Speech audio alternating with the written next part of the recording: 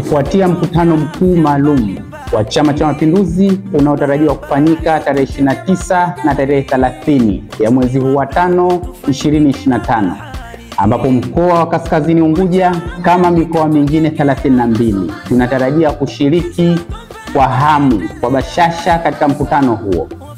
Lengo la mkutano huo, tunategemea kupokea utekelezaji wa ilani ya uchaguzi mkuu wa dola mwaka 2025-2030.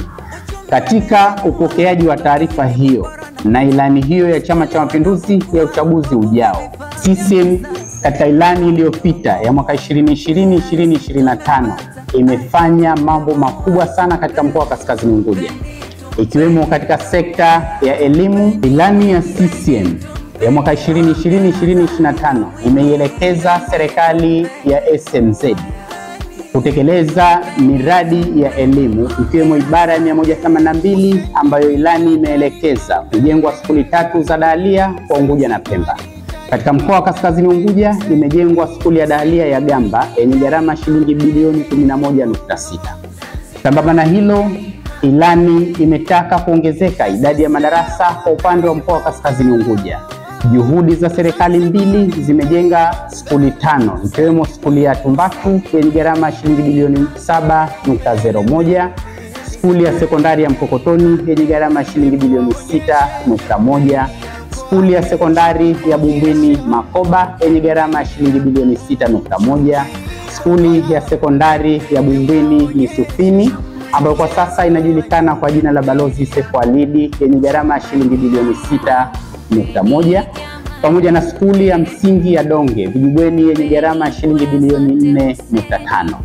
Katika sekta ya afya, ibara 184 mabano D ya ilani ya uchaguzi wa mwaka 2020-2025 imeielekeza serikali kujenga na kuweka uwezo wa hospitali ya Kivunge kuwa ni hospitali ya mkoa. Hospitali ya Kivunge inaendelea kuhudumu wananchi wa mkoa wa Kaskazini Unguja na wa wilaya ya Kaskazini A. Hospitali hii ina gharama shilingi bilioni 4.85.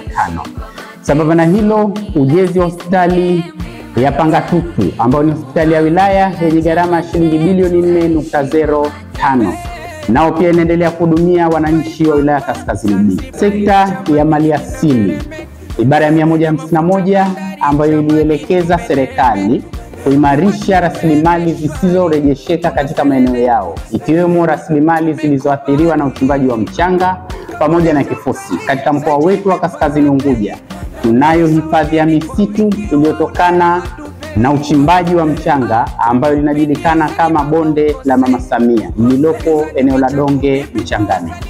Sambamba na hilo, tunayo hifadhi ya misitu iliyokuwepo eneo la Kivunge katika wilaya Kaskazini A. Katika sekta ya nishati na gesi, kutokana na uwepo wa bohari ya mafuta na gesi asilia, Zanzibar tumenufaika kwa uwepo wa gesi hizo, hasa mkoa wa Kaskazini Unguja ambao inapatikana bohari ya gesi iliyopo jimbo la Bumbwini eneo la Mangapani, sambamba na bohari ya mafuta ambayo nayo inapatikana katika shehia ya Kidanzini.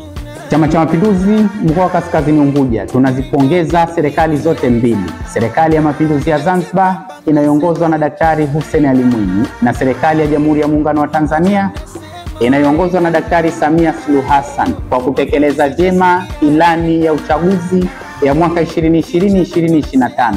Kwa hakika kazi na utu, tunasonga mbele.